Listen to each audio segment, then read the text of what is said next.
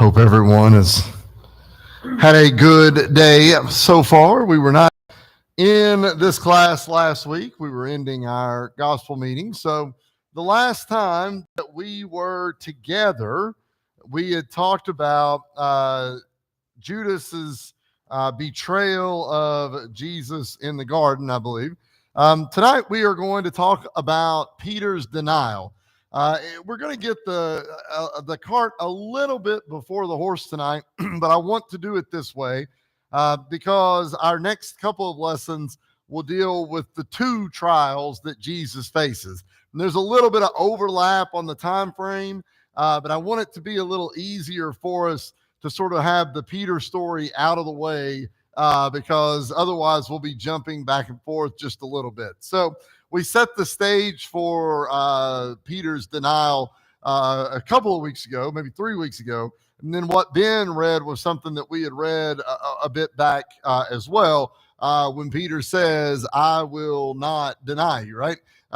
He said that in our words, other people might do it, but it ain't going to be me, right?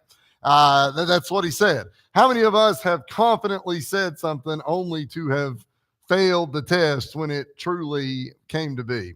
We all can relate to what will happen here with Peter.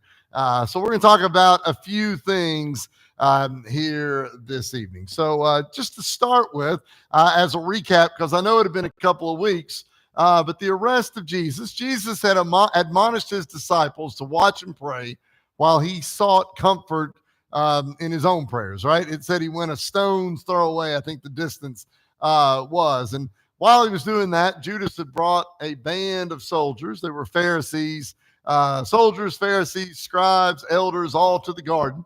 And we saw last week, or we saw 2 weeks ago, that Judas betrays Jesus with the kiss. They then arrest Jesus then. Jesus is first taken to the house of Annas, who is the father-in-law of Caiaphas, who was actually the high priest. And Jesus would then be questioned by Annas, and it's possibly at this house that Peter 3 times denies knowing Jesus. From what I studied on this, there's a little bit of wiggle room when I said we're kind of throwing this in because there's some movement back and forth here as well. The relevance is not super important for where the actual thing takes place. If it wasn't there, it would have been somewhere very close. But Annas serves as had served as the high priest. Caiaphas was the high priest at this point. A little bit about who this character was. According to John's account, Jesus will be taken first to Annas before dawn, early on Friday morning, for what we would call a preliminary hearing. All right, you may have heard that word. If you've been around the courts, you may have seen something like that. And the context seems to indicate that this is where Peter's denial will take place. When I say early morning, I don't interpret this as 7 o'clock in the morning, but almost late night the night before. I don't know. Dad got up and left for work at 2:30 in the morning. We always said 2:30 in the morning, but there were times when 2:30 was at the end of the night rather than at the start of the morning. So you can interpret how this is yourself. Annas served as the high priest from 6 to 15 AD, give or take, maybe just a little bit there. We know that Jesus is over 30 years old when this takes place. We can assume, even though the dating system says that we kind of gave Jesus' birth as the start, the reality is Jesus was probably born about 4 BC, give or take a little bit. But nonetheless, Annas has long since no longer been the high priest. This Caiaphas would be the high priest. At the time, his son-in-law was the actual high priest, but Annas had maintained considerable power and prestige and was the most dominant figure in the priestly party and in the Sanhedrin, which we had talked about last week. Point of this being that Jesus is going before people that hold a measure of power within the Jewish faith. Even the person that was no longer technically in charge, we sometimes know people that are like that as well. They're not actually in charge of it, but if you really want to get something done or you need to find something out, that's probably still the person that you might want to call. And so Jesus will appear before Annas and Caiaphas. Now, a little bit more about that, but we'll talk more about the trials going forward. This is too small, but I wanted to get it all on one picture. But when Jesus, who was bound unlawfully, was taken to Annas, that's when the final ordeal will take place. When I say bound unlawfully, I tried to find a good picture that would maybe show it.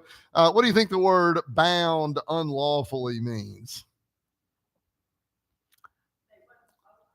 It probably wasn't really supposed to have arrested him and, you know, handcuffed him in our language the way that they did. Anybody else? Right.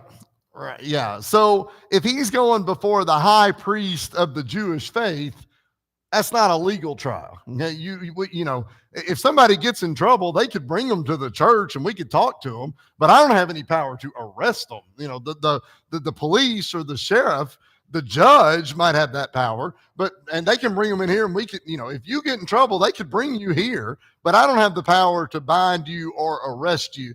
And the same thing right here. The appearance before Annas is not actually even part of the Jewish trial. He is not the high priest. And so this is not even that. It appears that this was a sort of examination before anything was to happen. And hopefully to try and get Jesus to make an admission that could then be used as evidence in the case, in the trial that was about to follow as well. And this is all pretty illegal. Okay, the best way to say it. It's pretty illegal, but Jesus is facing this kind of challenge. While he's in the presence of Annas, Jesus suffers the first of many acts of physical violence against him. We got a picture here. He's struck on the face by the servant of the high priest with an open hand. We're not talking about that tonight, but I need to set the stage for what we are talking about. But striking a prisoner while he's making his defense before the judge is obviously an outrageous crime. And in the case, he would be rebuked by Annas, the guy. You don't need to strike the prisoner while he's trying to defend himself. You've already got him bound and shouldn't have him bound. Striking him across the face would not be very good. Point of all of this for tonight is to show you that what Jesus went through on the cross was bad. But even before the cross, the treatment of Jesus was not very good. You know, so we can see here that Jesus's treatment was not very good at all. Okay, any thoughts on this? Because we're going to jump into something that's perhaps a little bit different.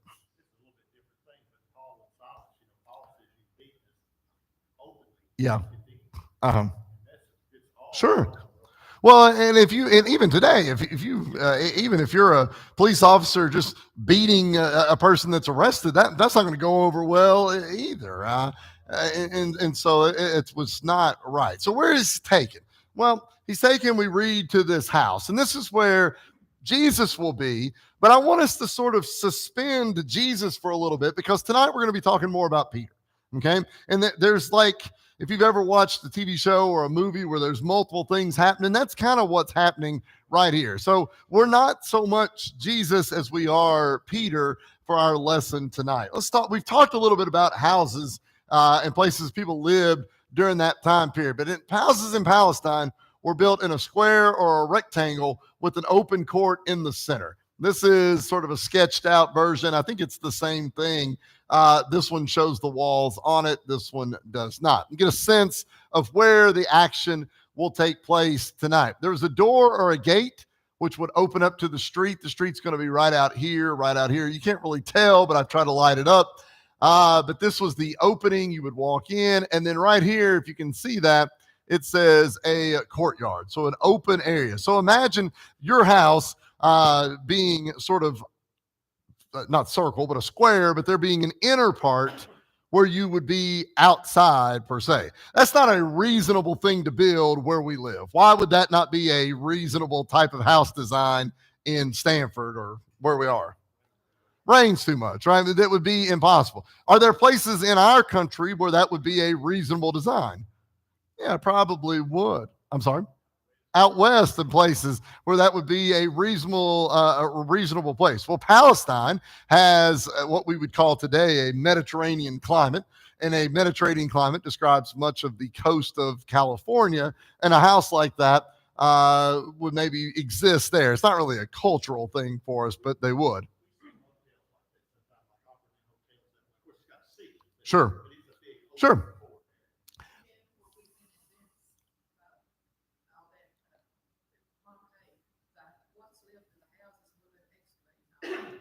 Yeah, sure. Quite common for places in that area. Very good. So, surrounding the court was a walkway covered with galleries and doors that would lead you into other rooms. And on the porch, there was a stairway that would lead up to the second story. Second story didn't show up great on my circle there, but it's right up there is where it was. But this is a flat roof. This is also not feasible for us. Why do we not build houses with flat roofs here? Same thing. It rains. All right. Our roof has to be, pitched so that it can drain off from the gutters. We don't have to worry about that. And so what happens then is a lot of people then will go up onto the roof, right? You go up there. It's a place to be able to get away, to relax, to catch a breeze, whatever it would be. All of this is where Peter and Jesus and John, they're going to be in a place that's real similar to this. I can't tell you that it looked exactly like this, but this is an idea of where it's taking place. Jesus is arrested. He's taken into this area. We call this a house, but there's going to be a whole lot of milling about. There's going to be a whole lot of people that are there. So think about how some of you, and I know some of you don't handle crowds real well. Sometimes when you get a little crowded, anybody in here get a little irritable when you get crowded if there's too many people around you? Sometimes people may have something like that. Think about all the hustle bustle, the comings and goings that are going to be happening in this place as well. Okay. Any questions into what we're going to be reading? And all right. So I want to go chapter 18 to start with, but our bulk is going to come from Matthew 26. But if you go to John chapter 18, at least to begin with, that's where we are going to be starting from. Okay. So this is John 18. We're looking at verses 13 through 18 right here. Okay. John 18, 13 through 18. Lucille, do you want to read this for us, please, ma'am?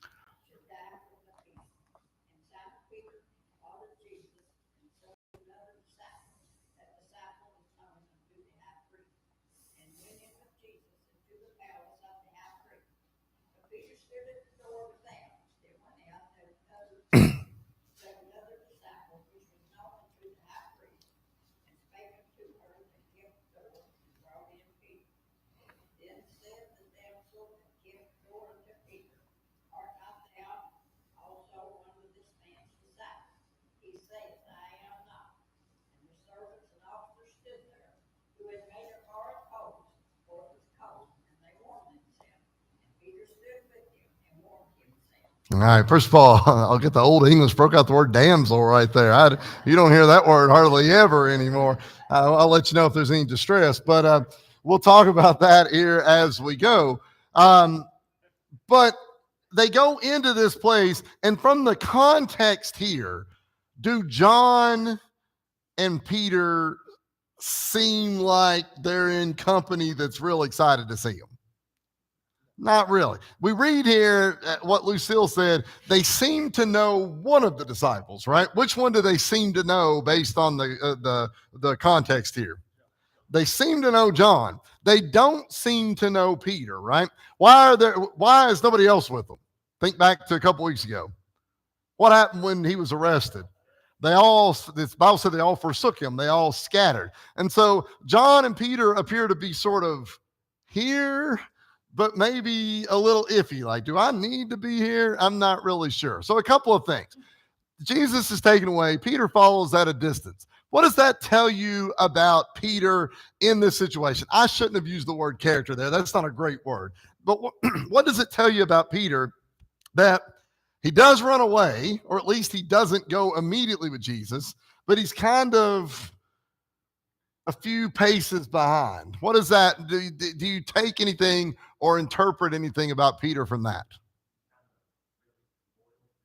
Loyal to Jesus ish, but a little hesitant, a little unsure. Why is he not standing right there by Jesus?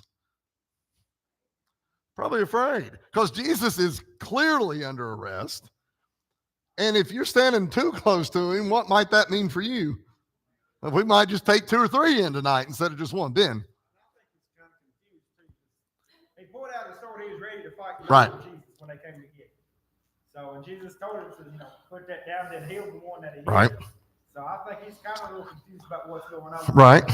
Should I barge in? Should I maybe stay back? That's a valid question as well. When the maid or the damsel, as Lucille said, who kept the door, asked Peter if he was one of the disciples, how does Peter respond in verse 17? He says, I'm not. Okay?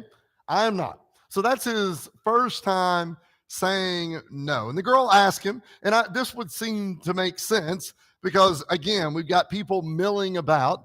This probably tells you that everybody dressed and appeared in a roughly similar way. There's people coming and going, and she says, are you one of the disciples? He answers it simply, I am not, right? Well, is that true? No, he was very clearly, I say very clearly, we know now he was certainly one of the disciples. But this girl probably didn't know that, right? Again, we've got people coming and going. She asked that question. He says no. Okay, well, that's probably enough. We'll see more about that here in just a moment. But he said no, he was not. These women guarded not only the priests of places and stuff, but also the doors of the temple and places of food. So she would have seen him come in with Jesus back and forth. So I think that's probably why she asked him, because she recognized him. Right. Wasn't real sure. You can get a sense of that. They're like, maybe got questions happening right here. Let's jump ahead to Matthew. I said we would start in John. I think we actually will come back. No, we'll go back to Luke at the end. But Matthew chapter 26, that's where we're going to take the bulk of what we're going to do for the rest of the time. Matthew 26, a very long chapter. Verse 69 through 75 is what we're going to be looking at, but I'm only worried about 2 verses here right now to start with. This is Matthew 26, verses 69 and 70. Tom, do you care to read these 2, sir?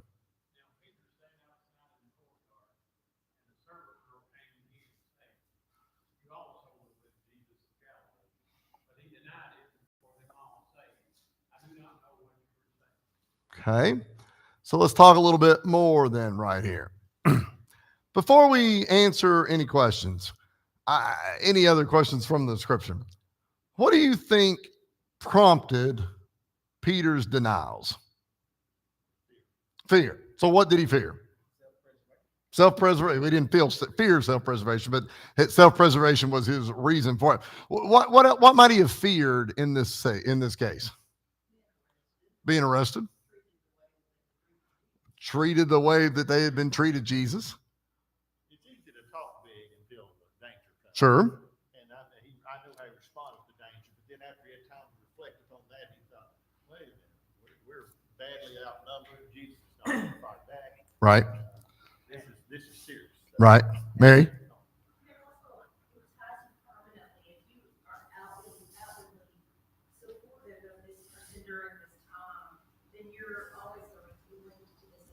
Right.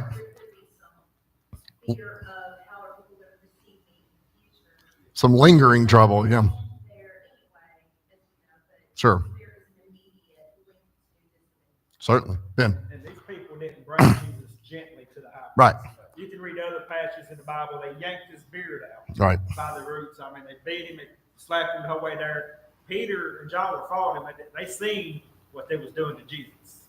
And that, I'm sure, was a big deterrent to him.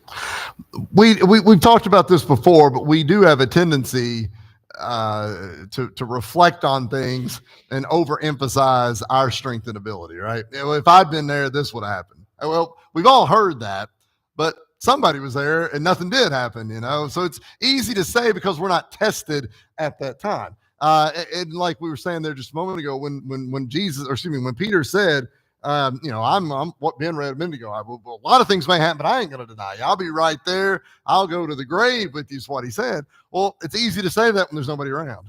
But the challenge is being able to deal with that going forward. Okay. The second, let's go a little bit further. It's Matthew 26, then verses 71 through 73. Mom, do you care to read that?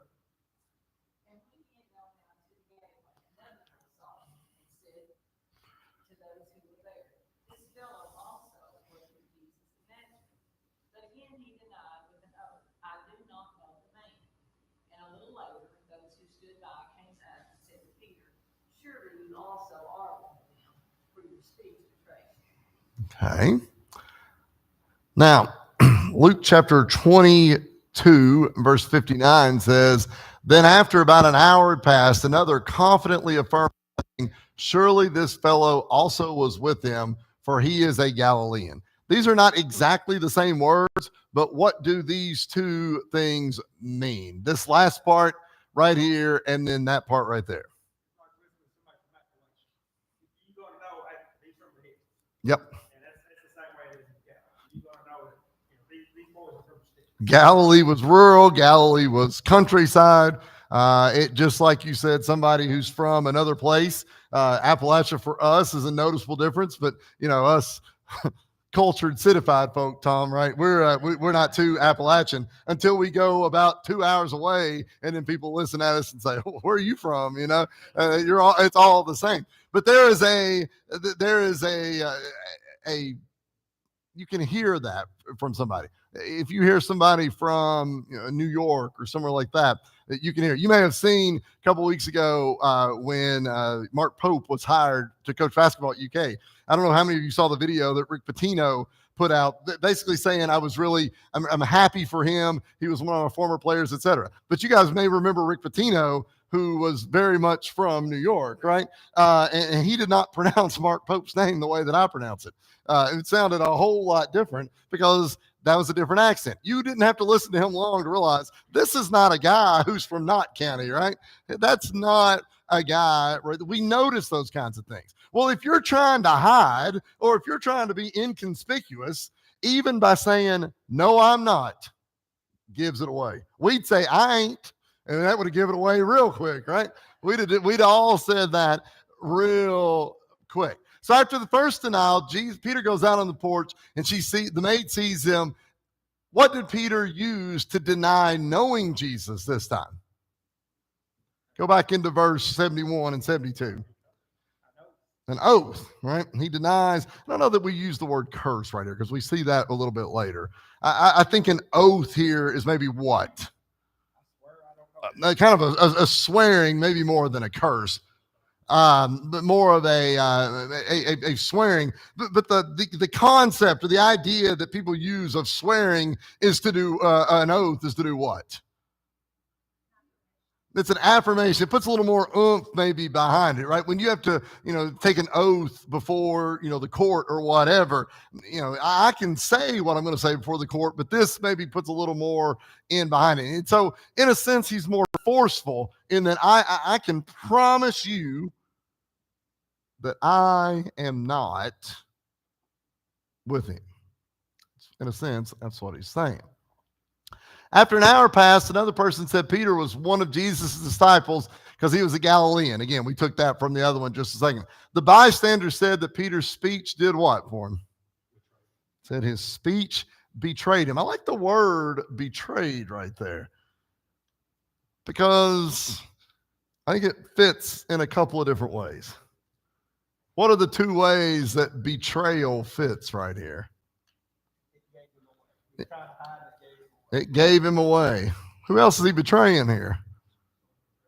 He's betraying Jesus here by denying him. I will go to the end of the world. I will go to the grave. I will die with you. But what is he saying?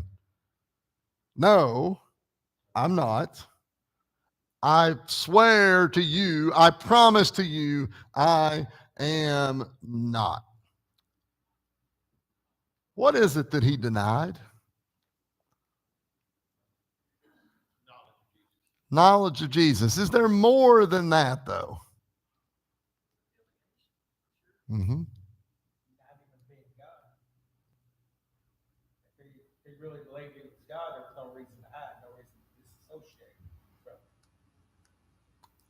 That's easier to say than do, though, right?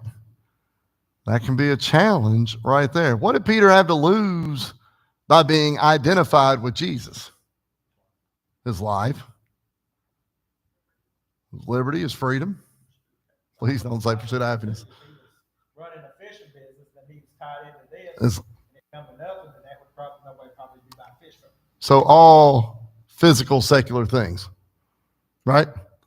Everything he stood to lose were the things that we try really hard to build ourselves up with, right? My job. I don't want to lose my job. I don't want to lose my house. I don't want to lose my connections. I don't want to lose, my freedom. All of these things that we sort of build up that we don't want to lose are all things that are where when our life ends. Still right here, aren't they? I've said it before, we fall over at work. They'll have the job posted before the ambulance is pulled out, right? That's how it works, right? That's just how it is. We work to build up all this mess of stuff. And then the minute you die, the first thing we get rid of all of it. All of this stuff that we sort of focus more on. Peter's focused more on all of that than he was what you just said there a second ago, Ben. Absolutely. Sure. Absolutely. Maybe so. Right. Sure. Certainly. And so I wanted this question for us to think about it because the odds are that we're not going to be faced with a situation like Peter in the sense that we're standing right by Jesus and watching him get killed.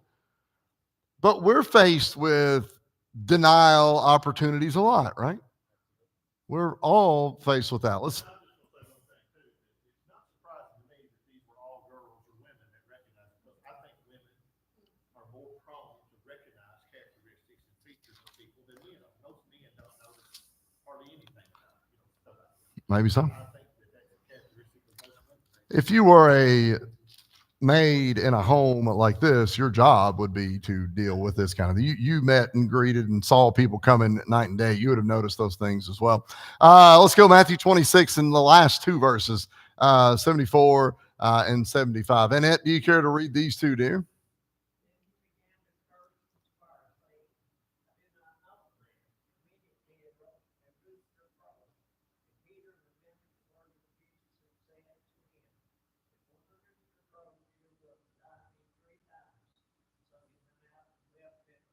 Okay.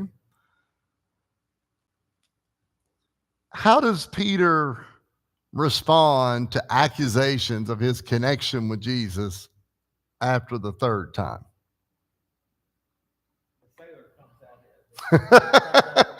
The sailor comes out of him. Starts to what? What did it say there in Matthew 26, verse 74? Starts to curse and swear. Well, it would take a lot for some people to get to that cursing and swearing part, right? My no, I promise you no. Well, Peter kind of follows that same step. No, and if they had left Peter alone, he wouldn't have had to done anything else. But they ask him a second time, he's like, I don't know him, I don't know him, I don't know him. But now the third time, what brings out the cursing and swearing right here? Yeah, these women that are coming in contact with him seem to have him figured out. The evidence is stacked up against him, but I think he's stacking it up himself, right? Like, I might be trapped right here. Clearly, they don't believe me. But sometimes, if we can get a little loud about it, that'll fix it, right? If we can yell a little bit, maybe they'll just think this person's crazy and they'll leave me alone, right? We all do that, right? We all do that. Mom used to joke about people that spoke different languages and they would just talk louder to them at the school. Like, that ain't going to help it. But sometimes we kind of, it's like that's our last stop is we'll just be loud about it or whatever. Well, that's how Peter responds here. He's sort of yelling and fussing and cussing. You can see this building up in him just a little bit. How and when are we tempted to avoid being identified with Jesus? Okay. Whenever we sin, that image of Jesus looking at Peter locking eyes. When I sin, a lot of times I'll see that in my mind. Yeah. And I'll think, well, I just did exactly the same thing Peter. I may not deny Jesus for a crowd, but by me doing this or me saying this or thinking this, I'm just denying my Savior. Right. That song, "How Deep the Father's Love," I always like the part of it that says, "I hear my mom folks call out on the scholars.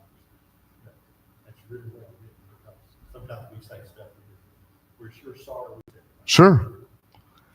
What broke Peter's string of denials in verse 74?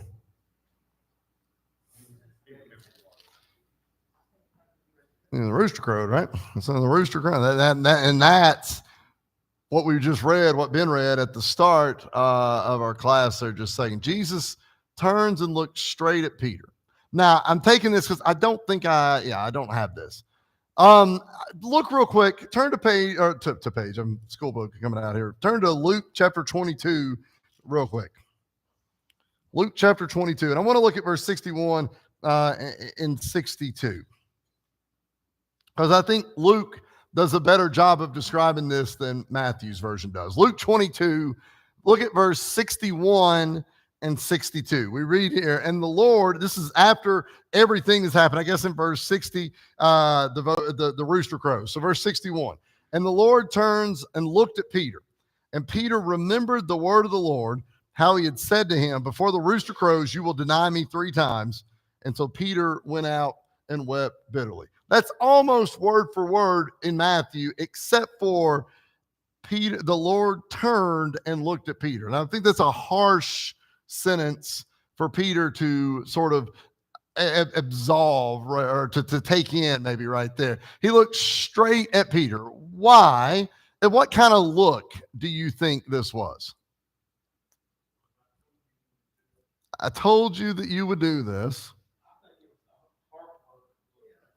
I think so. Just a crushing sort of. We all remember at some point we disappointed our parents or made them mad or upset or something. And that look that they gave you. Yeah. I mean, we've all experienced it. I think it was something along that line.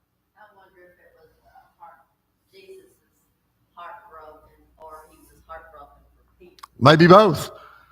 Maybe both. Could. He loved them, and he Sure. knew how Peter, he already knew Peter was going to deny him, because he told him. Yeah. This was nothing shocking to Jesus, Right. but But- it was going to be to Peter. Been nice to been wrong, though, right? In that, I was thinking about this when I was thinking about like how somebody would look, and the story is told that when Julius Caesar was killed, it stabbed by Brutus, Junius Brutus, I think it was, and he says, "A tu, Brute," is it you, Brutus, or what have you? And the level of, I don't know if that's a true statement or not. I have no idea. It's claimed to be true, but the sense of sort of disappointment that you can read there within that is the same sense of disappointment that you can read there in verse 61, because Jesus doesn't say anything there. Your Bible in Luke chapter 22 is read, but that's not Jesus talking right there. That's Jesus saying what? Before the rooster crows, you'll deny me 3 times. That's not Jesus talking there. That was Jesus talking when? Earlier. But that's Luke writing that Peter remembers that. Jesus doesn't say anything. It's just a look that he gives right there. But I think that it communicated a great deal in the process. Once Peter recognized what he'd done, we said how he reacts. Matthew 26 and verse 75 says he went out and wept bitterly. I don't know what that means to you. We talked about that the other night, right? We talked a little bit about weeping bitterly, but I think it all comes crashing down on Peter right there. Part of that look was Jesus reassuring Peter, I told you this was going to happen. I am God. I knew what's going on. I know what's going on now. Could be. Other thoughts? We have to sort of paint these sort of emotional pictures ourselves, because so much of our life is unspoken, right? So much of our life is said through looks, eyebrow raises, nodding. There are people that I work with that I could spend a whole day with and never say a word, and we have a full day's conversation, if you know what that means, right? Just by nods and reactions, and the same thing happens right there. But I think Jesus's look here to Peter seems to, if we could use a term here, wake him up, right, to what he'd done wrong, wake him up to his sins. But what wakes us up today? Because we don't have Jesus to like stare at us in the sense that Peter did, but what wakes us up today? Holy Spirit? Yeah. Conscience. Conscience. Most of us probably know. I mean, we're old enough to know right and wrong, right? You know, you might turn right on a one-way street and tell the police officer, "I didn't know. Maybe you didn't see the sign." But most things that happen in our life, we're pretty aware of what the right and wrong is. But we sometimes plow through that anyway. But you're right, Leland. The conscience weighs in.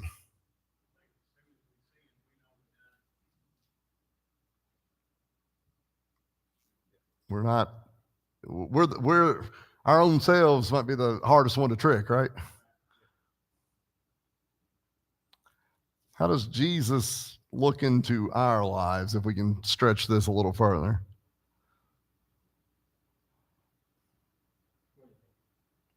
Huh? No. You ain't teaching tonight. I don't know. You answered how you want to. This wasn't my question. I found this question. I wanted to use it.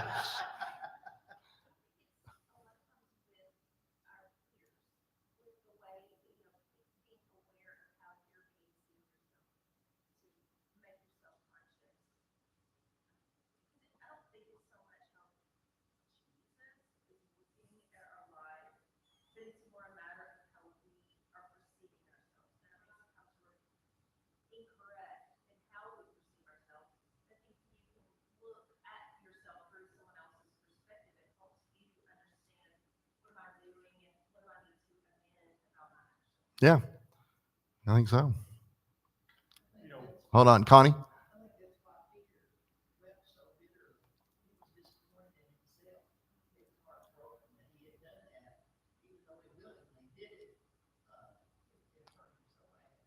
Who had he disappointed more, Jesus or himself? You're exactly right.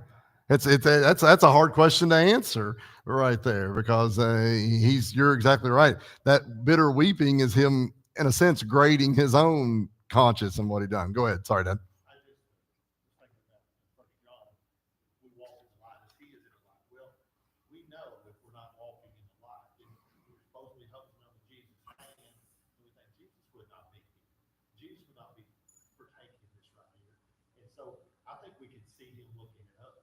Right. I mean, I'm looking at Him. I think I'm in a bad place. I don't need to be here, and I'm doing a bad thing. I don't need to be doing it. And but then I claim I'm holding on to Jesus' hand. I can see Him looking back at me. I got to get out. Sure. I used to dread going into the beer joints in Nicholasville and taking the nail because everybody in there was drunk. And of course, I had to walk in and sit on the counter or whatever, that where the place they wanted to put it. And I just never did feel comfortable. I didn't feel afraid or anything, but I just didn't. It just wasn't a good place for me to be, And I had to do it, and I did do it. I didn't fret about it, but I don't want to be in a beer joint when Jesus comes. I follow the heart. What is our response? How do we respond to all this? You guys have hit on this a lot already, but how do we respond to these situations like Peter? Maybe how should we respond?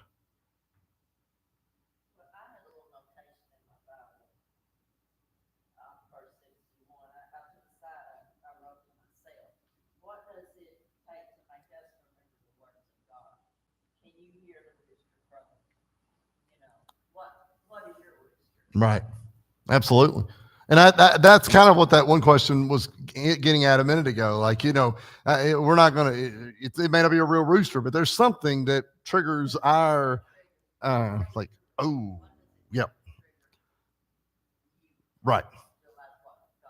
Then there's 25 people and there's 25 answers to that question in here too. That's not the same for everybody. Yeah.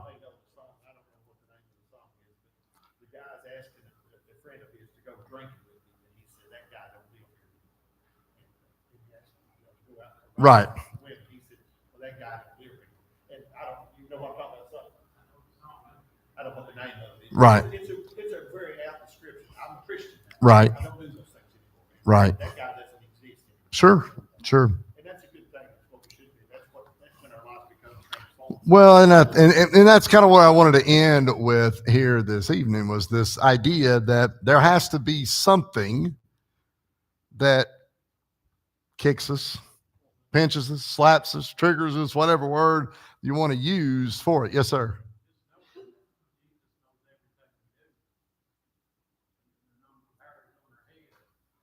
soon as you do something you shouldn't do, it disappoints you. Sure. Yes, it does. I mean, you're sad. That's the time to ask for forgiveness and pray for that. Absolutely. And we'll see as this sort of, as our series goes on here in the next few weeks, what happens with Peter. He will be transformed. And whatever that look was that Jesus gave moved him in some way. Now, there's other bad things that are going to happen to Jesus here in the next few weeks of study, in the next night or two on our on the calendar. But whatever it was worked to change Peter over. We'll stop there. Thank you all very much.